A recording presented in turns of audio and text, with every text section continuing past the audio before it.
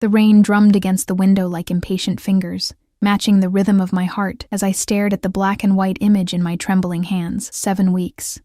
That's what the technician had said before printing out the ultrasound and handing it to me with a smile that didn't quite reach her eyes. 7 weeks pregnant and completely alone.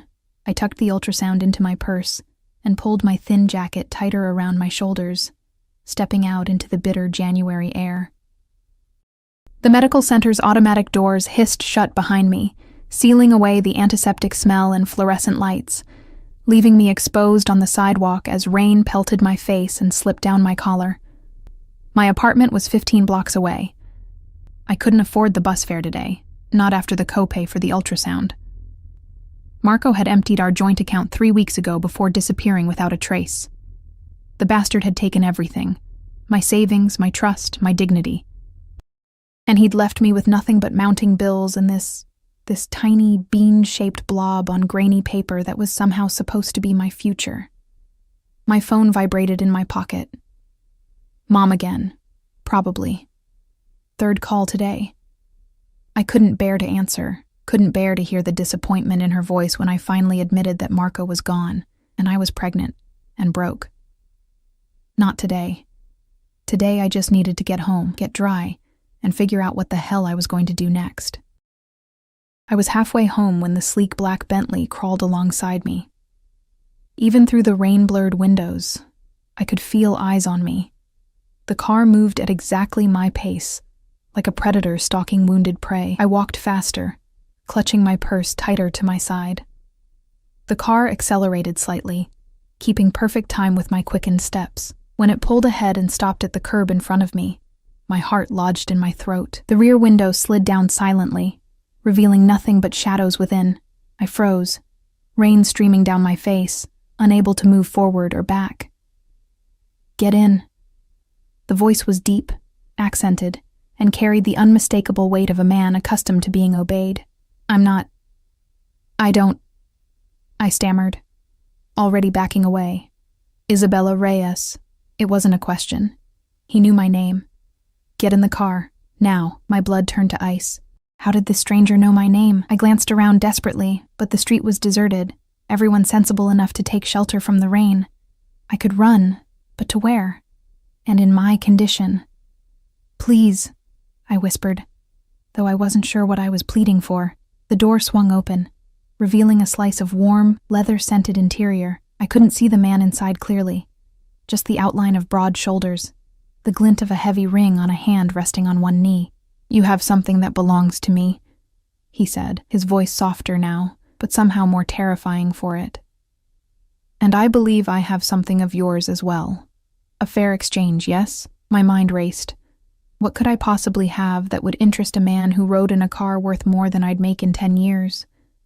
Unless this had something to do with Marco. The thought hit me like a blow. What had Marco been involved in? What had he gotten me mixed up in? I don't know what you're talking about, I said, trying to keep my voice steady. I think you have the wrong person. A soft chuckle emanated from the shadows. The wrong person doesn't usually send me pictures of their unborn child, Miss Reyes. My hand flew to my purse where the ultrasound was tucked away. What? 1 hour ago. A rather intimate message, I must say. Oh God. The text to Marco, the one I'd sent in a moment of weakness, a last desperate attempt to reach him, to make him face what he'd done. The ultrasound photo with the caption, "This is your child. 7 weeks. I need you." But I'd sent it to Marco, hadn't I? With trembling fingers, I pulled out my phone and checked my sent messages. The ultrasound had gone to a number I didn't recognize, a wrong digit somewhere in my tear-blurred attempt to contact Marco. My stomach dropped as I realized my mistake. "I'm sorry," I whispered. It was meant for someone else. Yes, I gathered that much. Something shifted in the shadows, and for the first time, I caught a glimpse of his face, olive-skinned, sharp-featured, with eyes so dark they seemed to absorb the gray light of the rainy day. "The child's father, I presume?" I nodded mutely. "And where is he now? This man who has left you to walk alone in the rain?" The question held no real curiosity, only a cold assessment that made me shiver more than the freezing rain ever could. "He's gone," I said simply. Ah. A world of understanding in that single syllable. Then we have more to discuss than I initially thought. Get in, Isabella.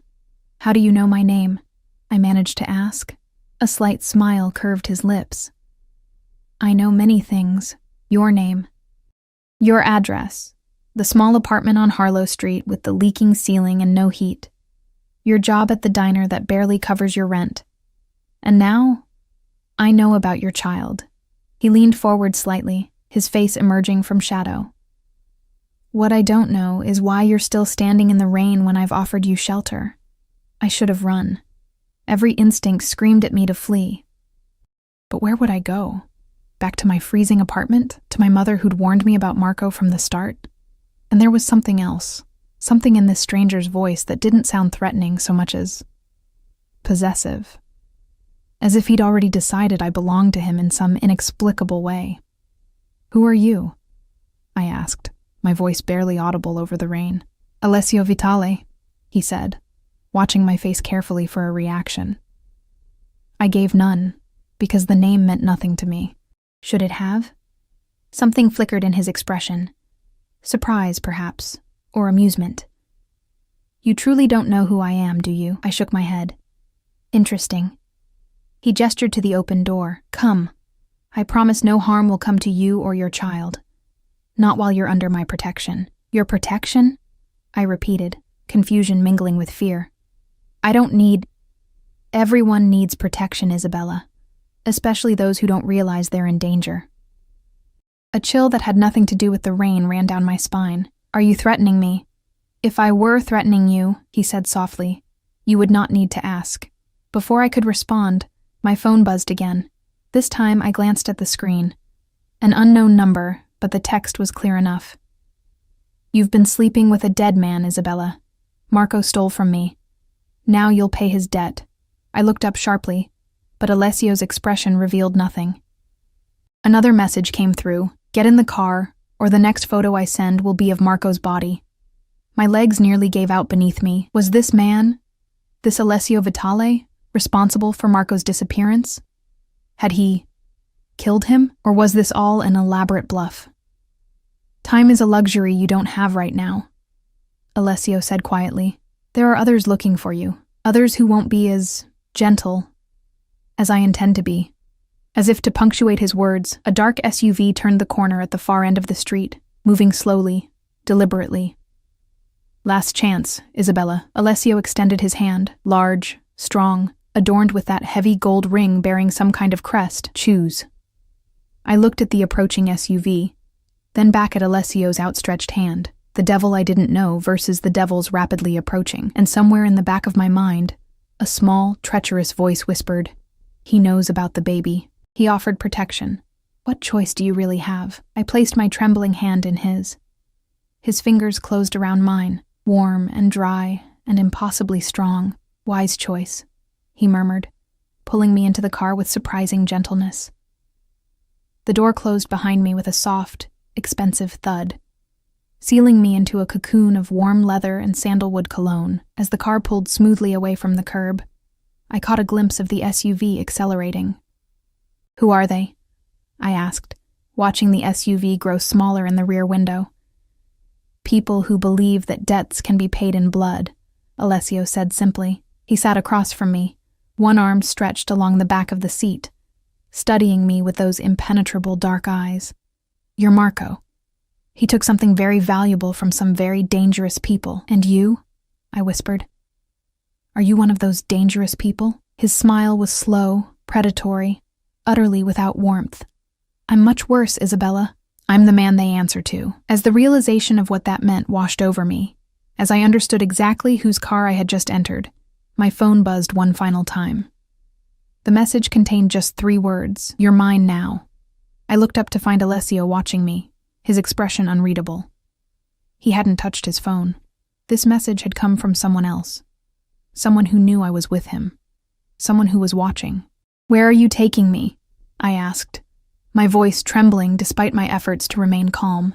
Somewhere safe, he replied. Somewhere no one will find you until I decide what to do with you and that child you carry. The car accelerated, carrying me away from everything I'd ever known and into the arms of a man who collected debts in blood. And all because of one misdirected text. The Bentley glided through the rain-slicked streets, turning away from my neighborhood and toward the wealthy district I rarely had reason to visit. Alessio hadn't spoken since his ominous declaration, content to watch me with those unnervingly calm eyes, while I clutched my purse to my chest like a shield. When the car phone rang, he answered with a single word. Yes.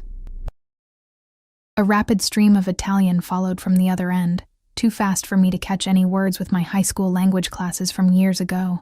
Whatever the caller said made Alessio's expression harden, the muscle in his jaw tightening visibly. Change of plans, he said, his accent thickening with what I sensed was controlled anger. Prepare the helicopter. We leave in 20 minutes. Helicopter? My stomach lurched with something beyond morning sickness. Where was he planning to take me? Please, I said, hating the tremor in my voice. I don't understand any of this. What did Marco take from you? Whatever it is, I don't have it. Alessio's gaze sharpened. You truly don't know? I shook my head, fighting back tears of frustration. I haven't seen Marco in 3 weeks. He cleared out our bank account and disappeared. That's all I know. And yet you still try to contact him. Heat crept into my cheeks. He's the father of my child, a child he clearly has no interest in. Alessio observed coldly. The truth of his words stung, but I lifted my chin. That's between Marco and me. No, Isabella, not anymore. He leaned forward, close enough that I could smell the subtle notes of his cologne, something expensive and complex that made my head swim. Marco Delgado stole $2 million from my organization. Money that was meant to complete a very important transaction. The air left my lungs in a rush. $2 million. That's impossible. Marco was a bartender, among other things. Alessio's smile didn't reach his eyes. Your lover had many talents. Theft, deception. He was particularly skilled at making women believe in him. I don't believe you, I whispered. But even as the words left my mouth, doubt crept in. Marco's unexplained absences. The cash he sometimes brought home, the late-night phone calls he took in the bathroom with the shower running. You see it now, don't you? Alessio said softly. The signs were there all along. The car slowed, turning through an ornate gate into a private drive.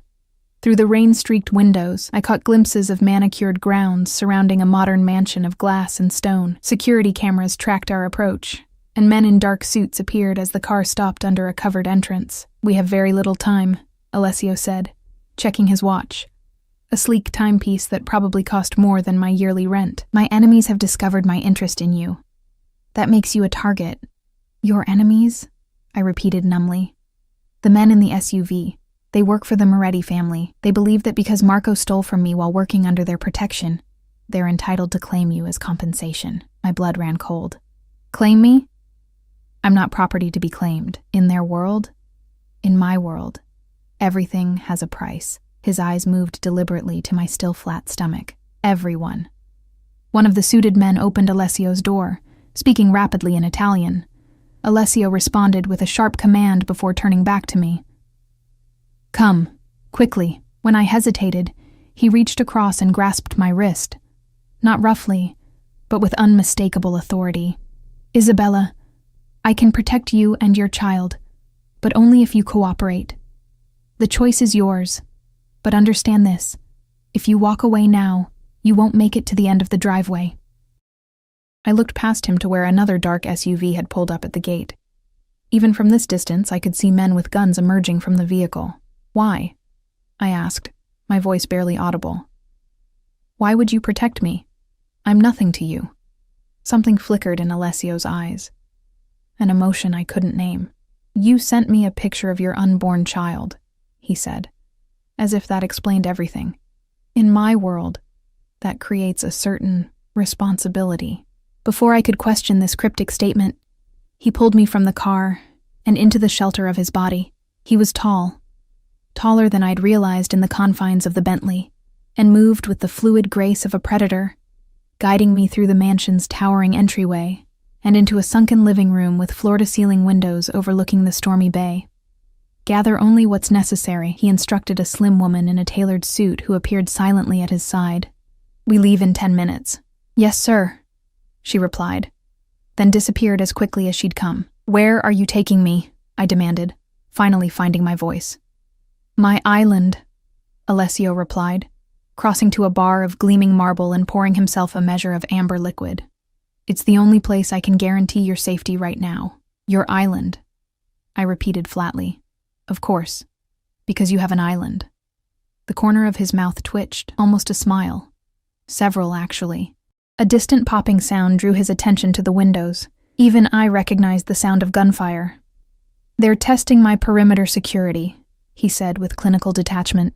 He drained his glass in one smooth swallow. Sooner than I expected. Maria. The woman in the suit reappeared instantly. Sir? We move now. Is the doctor aboard? Yes, sir. Everything is prepared. Doctor? My hand instinctively went to my stomach. I don't need a doctor. Alessio's gaze followed my movement. The doctor is for your prenatal care, nothing more. I want to ensure the child is healthy. Why do you care about my baby? The question burst from me, fueled by fear and confusion. Because Marco doesn't, he answered simply, and that makes it my responsibility. More gunfire sounded, closer now. Alessio moved toward me with fluid grace, taking my elbow. Time to go, Isabella. He led me through the house at a brisk pace, flanked by 2 bodyguards who appeared from seemingly nowhere. We emerged onto a rooftop helipad where a sleek black helicopter waited, its rotors already spinning, creating a wind that whipped my hair across my face and plastered my damp clothes to my skin. I balked at the sight. I can't. Alessio didn't give me time to finish the protest. He swept me into his arms as if I weighed nothing and carried me to the helicopter. I should have fought, should have screamed, but the sudden proximity to his body, the solid warmth of him, the scent of his skin, left me momentarily stunned. He deposited me gently on a leather seat inside the luxurious cabin and fastened my safety belt himself, his fingers brushing against my hip in a touch that felt too intimate. Trust me, Isabella, he said, his face close to mine, his breath warm against my cheek. I won't let anything happen to you or the child. I found my voice at last. Why should I trust you? I don't even know you. But I'm beginning to know you, he replied, settling into the seat beside me. And I protect what's mine. Before I could process the possessive claim in those words, the helicopter lifted off. Through the window, I saw muzzle flashes from the trees surrounding the property, men with guns firing upward as we rose into the stormy sky. They're shooting at us, I gasped, instinctively curling forward to protect my stomach. Alessio's hand came to rest on the back of my neck, a steadying touch that sent an inappropriate shiver down my spine despite my terror. This helicopter is bulletproof, he said calmly, and those men are already dead. As if to confirm his words, I saw his security team emerging from the house, automatic weapons raised. I turned away before I could witness what happened next. How deep was Marco involved with you? I asked, needing to fill the silence with something other than the implications of Alessio's casual reference to death. He worked for the Moretti family, not directly for me, Alessio replied, his thumb moving in small circles at the base of my skull. I should have pulled away from the intimate gesture, but the gentle pressure was somehow calming my frayed nerves. He was their accountant, of sorts, handled certain financial transactions. Money laundering, I translated flatly. Alessio inclined his head, neither confirming nor denying. And he stole from you. He diverted funds meant for a shipment I was expecting. Without those funds, the shipment was seized, the merchandise lost. His expression darkened. The men responsible for the shipment were also lost. I swallowed hard, understanding the euphemism all too well. Did you kill him, Marco? Not yet. His eyes met mine, fathomless and cold. But I will find him, Isabella. And when I do, his fate depends largely on you. On me? I don't have your money. No, but you have something far more valuable to me now. His gaze dropped to my stomach again, and something possessive and hungry flashed in his eyes. You carry the child of a man who betrayed me.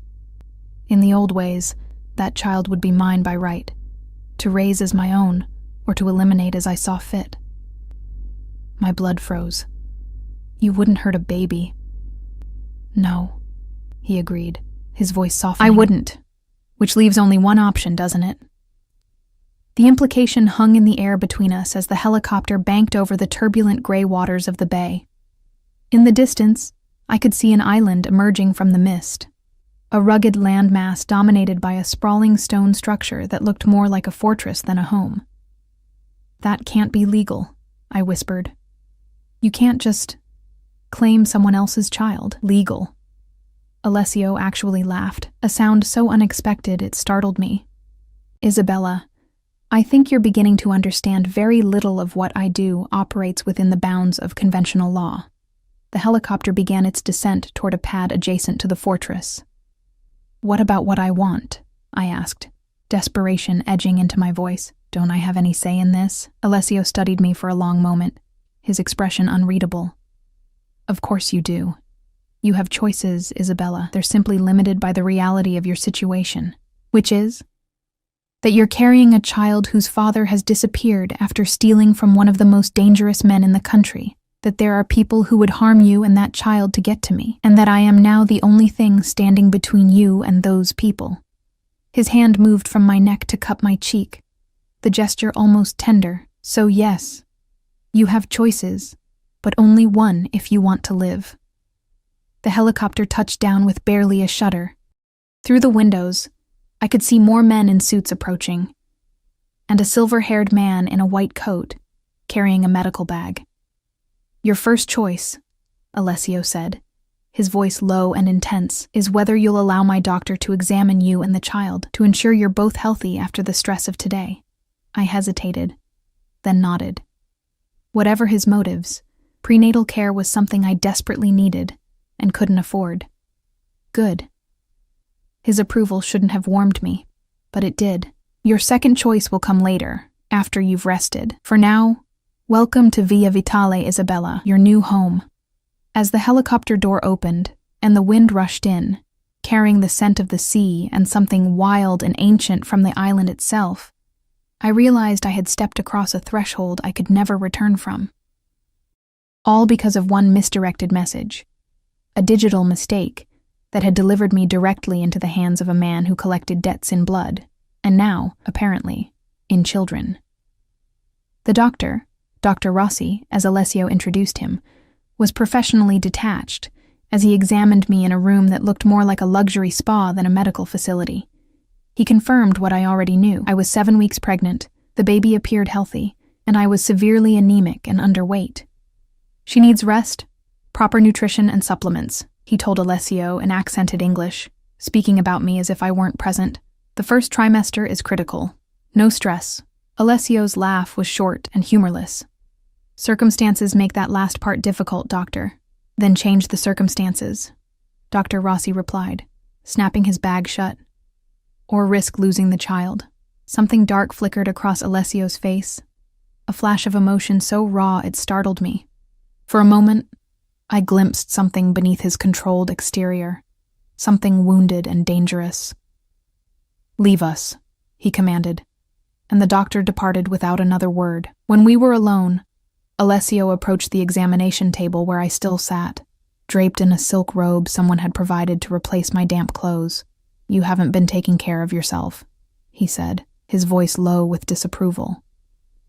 I bristled at his tone. I've been a little preoccupied with suddenly being broke and pregnant and alone. You're not alone now. He moved closer, his presence filling the room, making it difficult to breathe. And you'll never worry about money again. At what cost? I whispered. That depends on you. He reached out, his fingers hovering near my cheek without quite touching me. Cooperate, and you'll find I can be generous. Defy me, and... He let the threat hang unfinished in the air between us. I need to rest, I said, pulling the robe tighter around me. The doctor said, yes, of course. He stepped back, his expression smoothing into polite concern. Maria will show you to your quarters. Dinner will be at 8. I expect you to join me. It wasn't a request. Maria, the same efficient woman from the mainland house, led me through stone corridors that felt centuries old, though they were fitted with state-of-the-art security cameras at regular intervals. We climbed a sweeping staircase to the east wing, where she unlocked an ornate wooden door and gestured me inside. "Your suite, Miss Reyes. Mr. Vitale had it prepared for you." The suite was larger than my entire apartment, with a canopied bed that could have slept four, a sitting area with a fireplace already crackling with warmth, and floor-to-ceiling windows overlooking a turbulent sea. A bathroom of gleaming marble featured a sunken tub big enough to swim in. In a connected dressing room, I found closets filled with clothing, all in my size, all with designer labels I'd only seen in magazines. "How did he?" I began, fingering the sleeve of a cashmere sweater that probably cost more than my monthly rent. "Mr. Vitale is thorough," Maria replied simply. "There's a panic button by the bed if you need anything. Dinner is at 8 sharp. Mr. Vitale does not tolerate lateness." With that, she left, and I heard the soft but unmistakable click of a lock engaging. I was a prisoner in a gilded cage. I spent the next hours exploring my luxurious prison, searching for weaknesses, escape routes, anything that might give me an advantage. The windows were bulletproof and didn't open. The door was solid oak reinforced with steel. The panic button by the bed seemed to be the only way to communicate with the outside world. At precisely 7:45, Maria returned to escort me to dinner. I'd selected the plainest outfit I could find from the obscenely expensive wardrobe, black trousers and a simple blue blouse. But even these bore labels I recognized from fashion magazines. "Mr. Vitale prefers dresses for dinner," Maria observed with a disapproving glance at my ensemble. "Mr. Vitale doesn't dictate my wardrobe," I replied, lifting my chin. A ghost of a smile touched her lips. "As you wish." She led me down to a formal dining room dominated by a table that could have seated 20, though only 2 places were set, one at the head and one to the right. Candles flickered in silver holders, casting dancing shadows on stone walls, hung with paintings I suspected were priceless originals. Alessio was already there, standing by a window with a glass of wine, looking out at the storm that still raged across the island. He'd changed into a charcoal suit that fit his broad shoulders like it had been poured onto him, making him look even more imposing than before. He turned as we entered, his eyes moving over me in a slow, deliberate appraisal that made my skin prickle with awareness. "I see you're making yourself comfortable," he said, nodding to Maria, who withdrew silently, closing the heavy doors behind her. "As comfortable as one can be as a prisoner," I replied. "Guest," he corrected, moving to pull out my chair. "A highly valued one." I sat, if only because my legs felt suddenly unsteady beneath that penetrating gaze. "A guest who can't leave, for your own protection." He took his seat at the head of the table, close enough that I could smell his cologne, that same intoxicating blend of sandalwood and something darker that made my pulse quicken despite my fear. Servants appeared with the first course, some kind of delicate seafood dish I couldn't identify. I hadn't realized how hungry I was until the aroma hit me, and I had to force myself not to fall on the food like a starving animal. "Eat," Alessio said, watching me with those unnervingly perceptive eyes. "The doctor said you're undernourished." I took a bite, unable to suppress a small sound of pleasure as the flavors exploded on my tongue. Alessio's eyes darkened at the sound, his fingers tightening almost imperceptibly around his wine glass. "Tell me about Marco," he said after I'd eaten several bites. "How did you meet?" I set down my fork, suddenly wary. "Why do you want to know?" "Because I need to understand what kind of man would abandon his child." His tone was conversational, but I sensed the dangerous undercurrent. "And what kind of woman would still try to contact him afterward?" Anger flared in my chest. "You don't know anything about me." "I know more than you think," Isabella Marie Reyes, 26 years old, born in Chicago to Maria Reyes, father unknown. Graduated with honors from state, but couldn't afford to continue to your master's degree in education.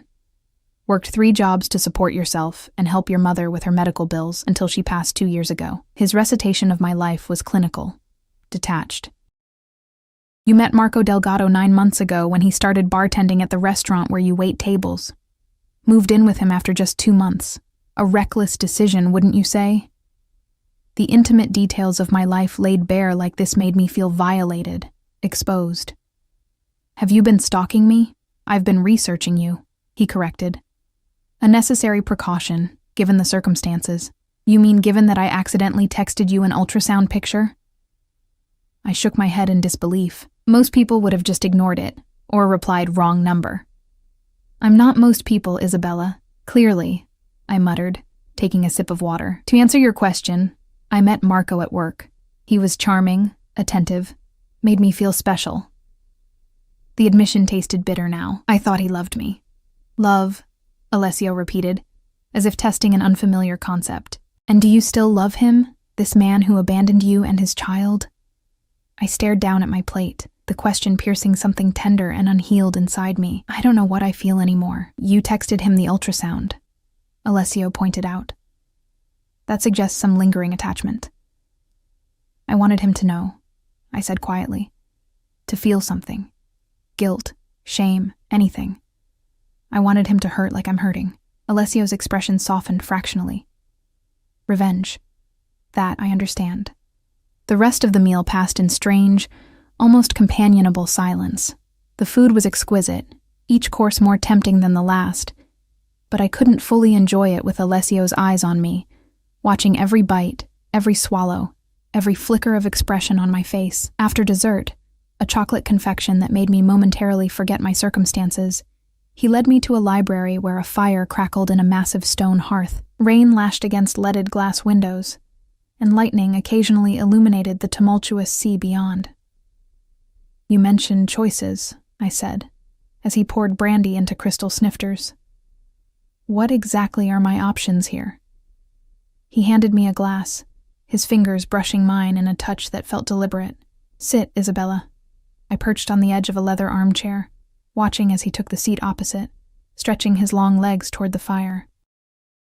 Your first option, he said, swirling the amber liquid in his glass, is to remain here under my protection until the child is born. Afterward, you would be generously compensated and free to go wherever you wish. My hand went instinctively to my stomach. And the baby? Would remain with me. His eyes met mine, unflinching. To be raised as my heir. The room seemed to tilt around me. You want to take my child? I want to give your child everything. Security, education, a legacy. Things you cannot provide. His voice was gentle but implacable. The child of a man who betrayed me, raised to be loyal to me instead. There's a certain poetry in it, don't you think? It's monstrous, I whispered. It's practical, he countered. The child would want for nothing, and you would be free to start a new life, with wealth most people only dream of. What's the second option? I asked, already dreading the answer.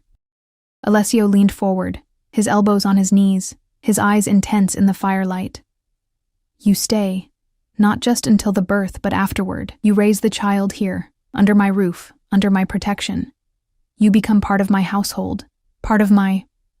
He hesitated, searching for the right word. Family.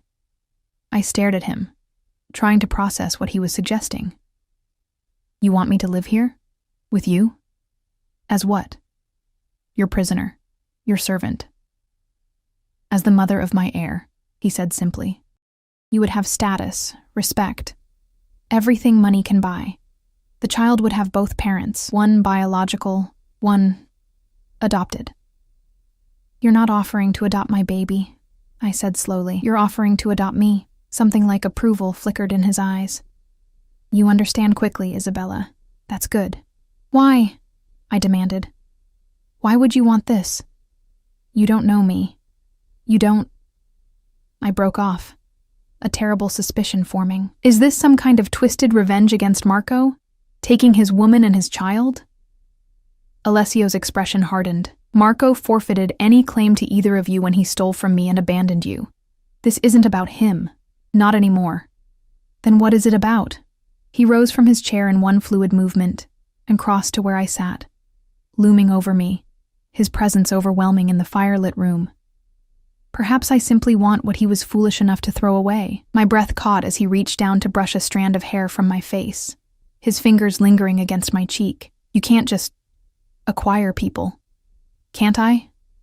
His smile was dangerous, predatory. Look around you, Isabella. What do you see? Everything in this room. Every painting, every book, every piece of furniture. I wanted it, So I acquired it. When I see something of value, something rare and beautiful, I collect it.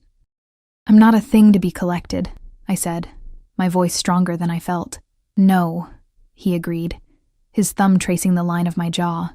You're far more valuable than any object. You're the future mother of my heir. I jerked away from his touch, standing so abruptly that my brandy sloshed over the rim of the glass. The baby isn't yours. It will be, he said with absolute certainty, one way or another. Before I could respond, the library door burst open.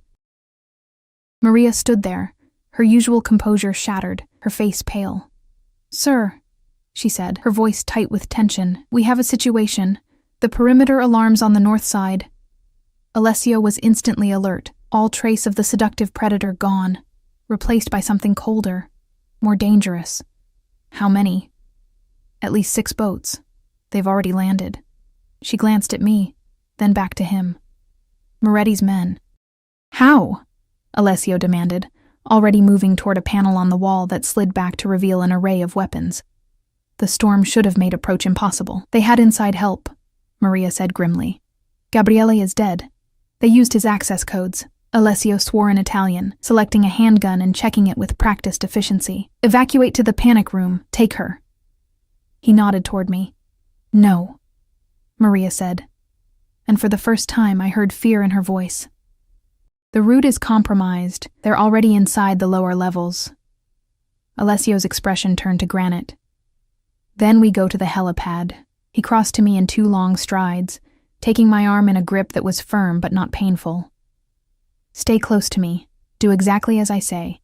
If I tell you to run, you run. If I tell you to hide, you hide. Understood? I nodded, too terrified to speak. Good. He pulled me against his side, his arm around my waist almost protective. Because I will not lose you or that child to Moretti, not when I've just found you. The possessive declaration should have repulsed me.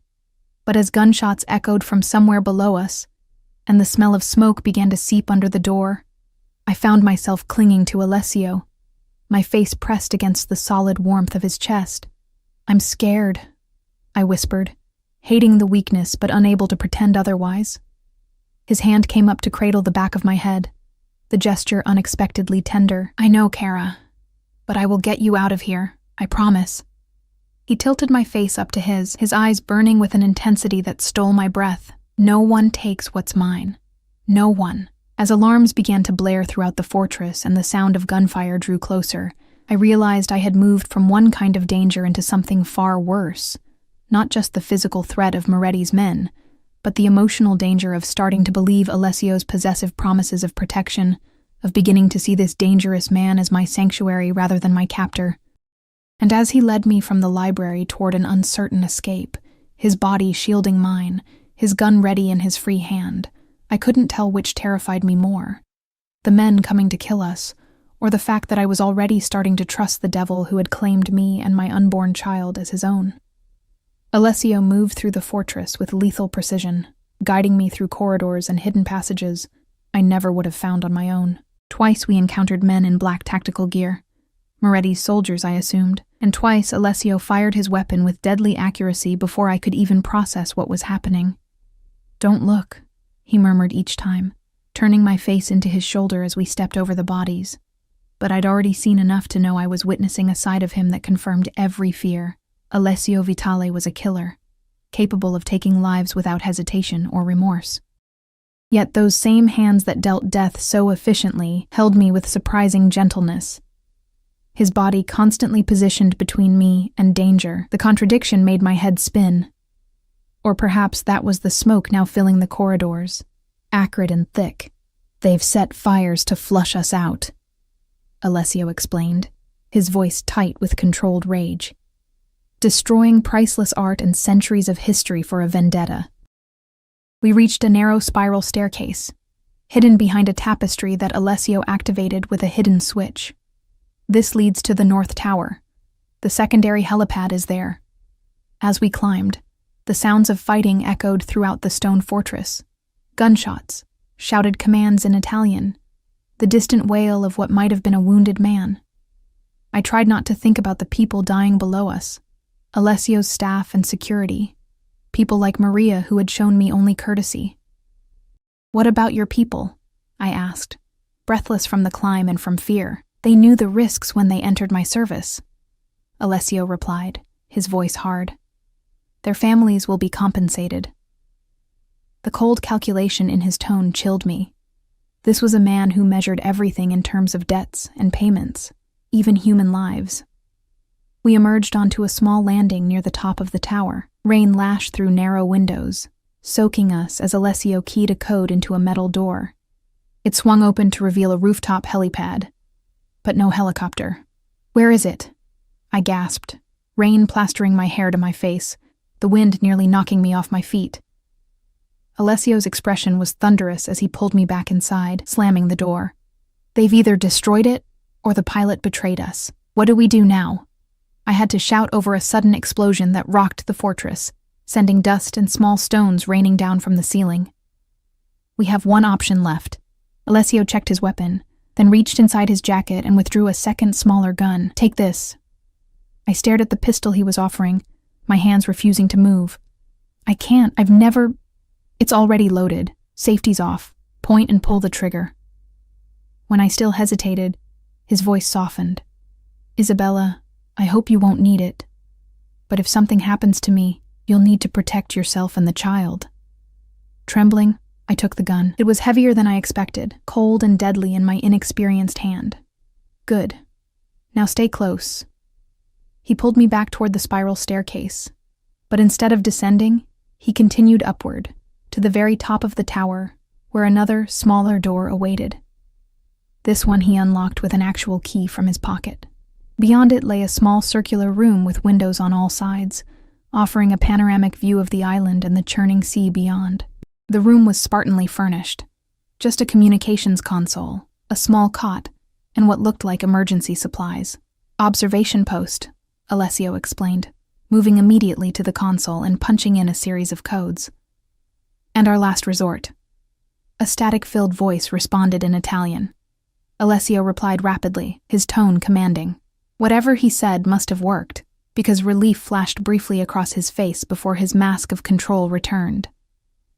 "Help is coming," he told me, moving to the windows to scan the grounds below. "But we have to hold this position for 20 minutes. I joined him, following his gaze to where armed men were swarming the courtyard, surrounding the main entrance to the tower. Flames licked at the windows of the east wing, where my suite had been. The beautiful fortress was being systematically destroyed. "Who are they?" I asked, watching one man direct the others with sharp hand gestures.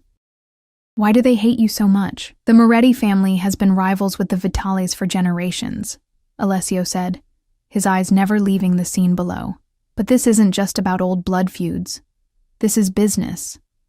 When Marco stole my money and the shipment was seized, the Morettis lost face. Their territory was encroached upon by smaller organizations who sensed weakness. Antonio Moretti, the man down there, lost his eldest son in the resulting conflict. I swallowed hard. And he blames you." "With some justification," Alessio admitted. "I should have verified Marco's loyalty more thoroughly before entrusting him with such a significant transaction." The casual acknowledgement that he shared responsibility for deaths and destruction was somehow more disturbing than if he'd denied all culpability. "And now?" "Now Antonio wants blood. Mine, specifically." Alessio's gaze shifted to me, to my stomach, and anything else I might value. The implication was clear. If Moretti's men found me, my death would be a means to hurt Alessio. My baby's death would be a bonus. A bullet shattered one of the windows, sending glass spraying across the room. Alessio shoved me down behind the console, covering my body with his as more shots followed. "They've spotted us," he said grimly. "And they have a sniper." Another shot, another window destroyed. Rain and wind whipped into the room, soaking us as we huddled behind the inadequate shelter of the metal console. 18 minutes, Alessio muttered, checking his watch. "We need to hold them off for 18 minutes. "Then what?" I asked, my teeth chattering from cold and fear. "Then we either escape or die trying." He met my eyes, and for the first time, I saw something like regret in his gaze. "I'm sorry, Isabella. I never intended to draw you into this war." "You kidnapped me!" I reminded him, anger momentarily overriding fear. I protected you, he corrected. If I'd left you on that street, Moretti's men would have found you within hours. What they would have done to you, he broke off, his jaw tightening. Death would have been a mercy. Before I could respond, the door to the observation room burst open. Alessio fired in one fluid motion, dropping the first man through, but a second followed immediately, firing wildly. I screamed as Alessio shoved me roughly aside, taking a bullet in his shoulder that had been meant for me. Despite the injury, he returned fire with deadly precision, and the second attacker fell. Alessio! I crawled to where he had slumped against the wall, blood darkening his expensive suit. You're hurt. It's nothing, he growled, though his face had gone pale beneath his olive complexion. Just a graze. It was clearly more than a graze, but I didn't argue. Instead, I tore a strip from the bottom of my blouse and pressed it against the wound, trying to staunch the bleeding.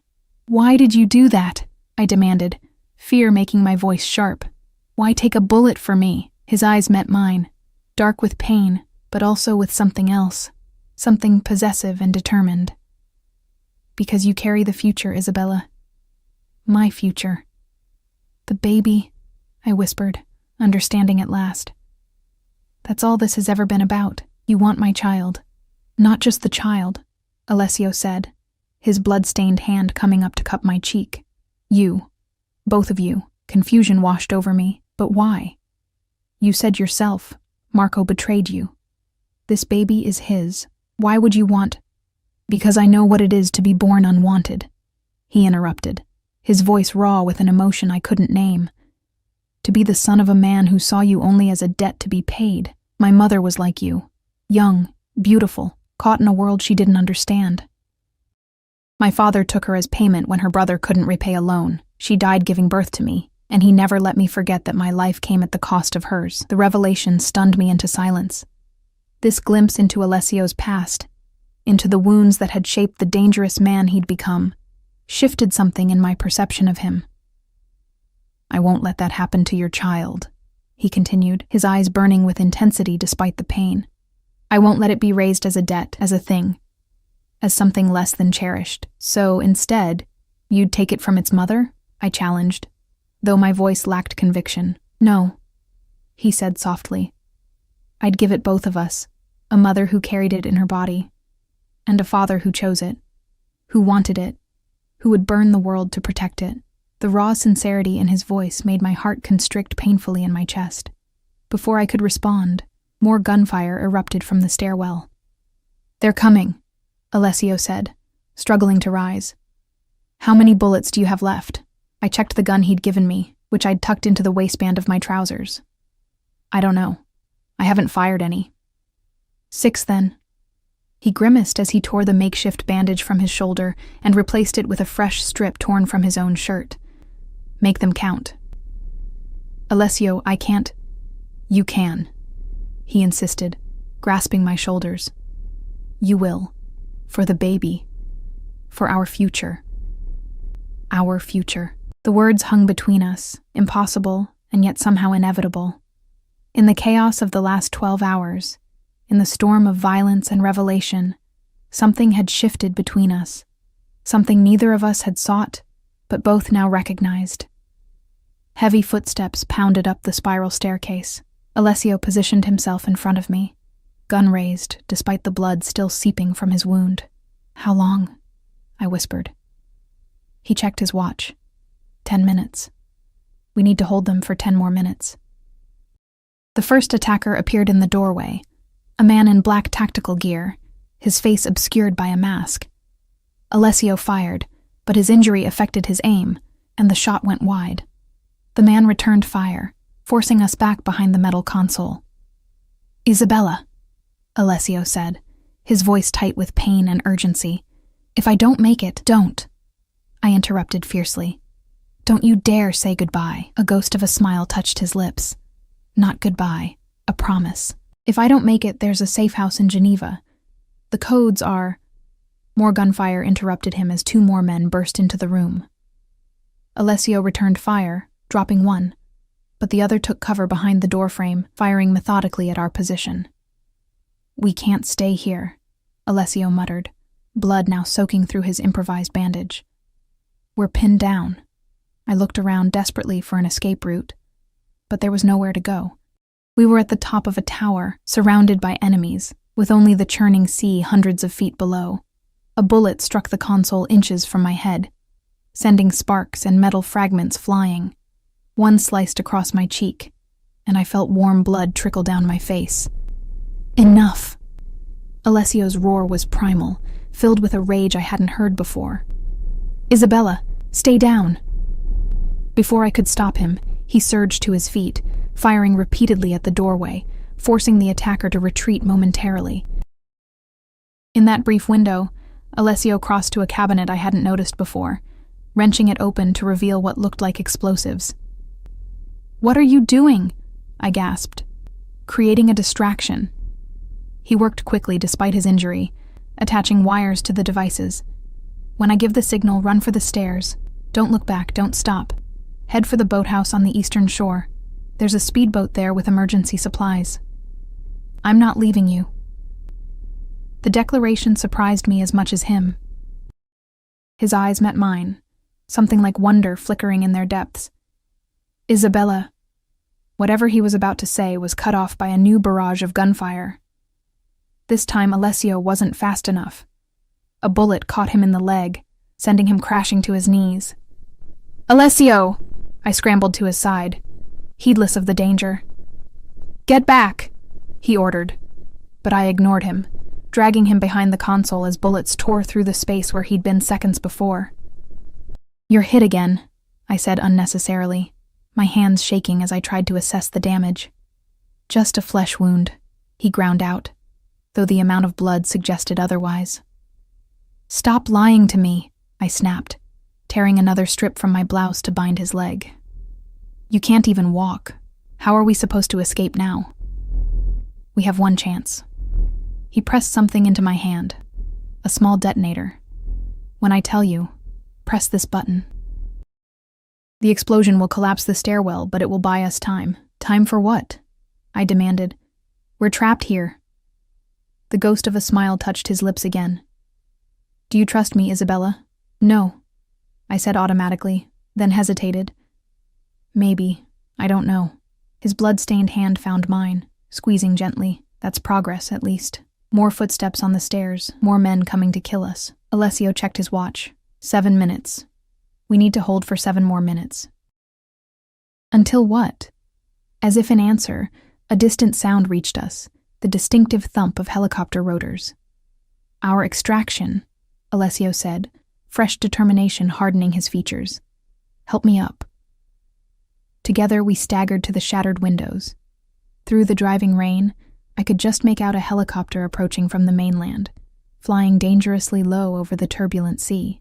"They'll never be able to land in this," I said, watching the aircraft battle the storm winds.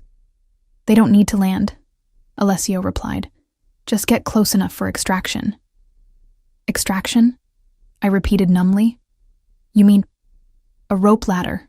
He confirmed. "It's our only way out." Fear clutched at my throat. "I can't do that. I'm pregnant." "You can, and you will," Alessio said, his voice leaving no room for argument. "For the baby. For us." There it was again. That us that shouldn't exist, but somehow did. Forged in blood and fear, and the strange intimacy of shared danger. The gunfire had stopped. In the sudden silence, I could hear men conferring in the stairwell, planning their next assault. "Get ready," Alessio whispered, positioning himself by the window, the detonator in one hand, his gun in the other. "When the helicopter arrives, I'll trigger the explosives. That's your window to get to the roof access hatch." He nodded toward a trapdoor in the ceiling I hadn't noticed before. "The extraction team will drop the ladder there." "What about you?" I asked, already knowing the answer. His eyes met mine, filled with a resignation that terrified me more than the bullets had. "I'll cover your escape." "No." The word was torn from me, surprising us both with its vehemence. "I'm not leaving you here to die, Isabella. No." I moved closer, grabbing his blood-stained shirt. "You promised to protect me and my baby. You can't do that if you're dead." Something shifted in his expression. surprise, then a fierce determination. "You're right," he said softly. "I made a promise." The helicopter was close now, fighting the winds to maintain position near the tower. A spotlight cut through the rain, illuminating the shattered observation room. "Now!" Alessio pressed the detonator. The explosion rocked the tower, sending tremors through the ancient stone. Screams echoed from the stairwell as it collapsed, taking Moretti's men with it. Alessio shoved me toward the trapdoor. "Go!" I climbed onto the console, pushing the trapdoor open against the howling wind and rain. The helicopter hovered impossibly close, a rope ladder already descending toward the roof. "I can't leave you," I shouted over the roar of the rotors, looking back at Alessio, who was pale with blood loss, but still standing, still fighting. "You're not," he replied, dragging himself toward me despite his injuries. "We go together." With the last of his strength, he boosted me through the trapdoor onto the rain-lashed roof. I turned immediately to help him, grabbing his arms and pulling with everything I had. Somehow, against all odds, we both made it onto the roof as the tower began to crumble beneath us. The ladder swung wildly in the wind, tantalizingly close but still out of reach. "Jump for it," Alessio shouted in my ear. "I'll be right behind you. Promise me," I demanded, rain and tears mingling on my face. "I promise," he said, and kissed me, a fierce, desperate kiss that tasted of blood and rain and impossible futures. "Now go." I leapt for the ladder, catching it with both hands, clinging desperately as it swung me out over the abyss. Looking back, I saw Alessio poised to jump, but at that moment, a figure appeared through the trapdoor, Antonio Moretti himself, his face contorted with hatred, a gun in his hand. "Alessio!" I screamed as Moretti fired. Alessio staggered but didn't fall. Instead, he turned with preternatural speed and fired his own weapon. Moretti crumpled, but not before getting off one more shot. This time, Alessio fell to his knees at the edge of the crumbling roof. "Jump!" I screamed, one hand outstretched toward him as the helicopter began to pull away, taking me with it. With what seemed like the last of his strength, Alessio lunged for the ladder, his fingers closing around the lowest rung as the helicopter veered away from the collapsing tower. We dangled there, suspended between earth and sky, as the fortress that had been both prison and sanctuary exploded in flames below us. Alessio hung by one hand, his body a dead weight, blood streaming from his wounds. "Hold on." I climbed down the ladder toward him, ignoring the danger, caring only that he not fall. His eyes met mine, filled with a wonder that transcended pain. "You came back for me," he said, his voice barely audible over the storm. "Always," I replied, the word a vow I hadn't known I was ready to make until it left my lips. Together, we clung to the ladder as the helicopter carried us away from the burning island, away from death and destruction, toward an uncertain future that somehow, against all reason, we would face together. In the shelter of a trauma blanket aboard the helicopter, as medics worked to stabilize Alessio's wounds, he pulled me close, his lips against my ear. "This is only the beginning, Isabella," he murmured. "From this moment, you and the child are under my protection. Not as prisoners, not as possessions, but as family. My family." I should have protested, should have reminded him that I hadn't agreed to his terms.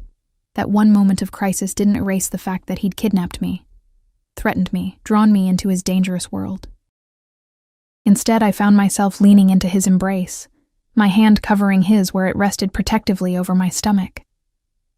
The baby that had been Marco's mistake was now Alessio's heir, claimed not through blood, but through choice, through a promise forged in fire and sealed with blood. "Family," I echoed, the word both terrifying and exhilarating. Alessio's smile was like the breaking of dawn after the longest night. "I'll build you a new fortress, Kara. One where no one can reach you. One where you'll both be safe."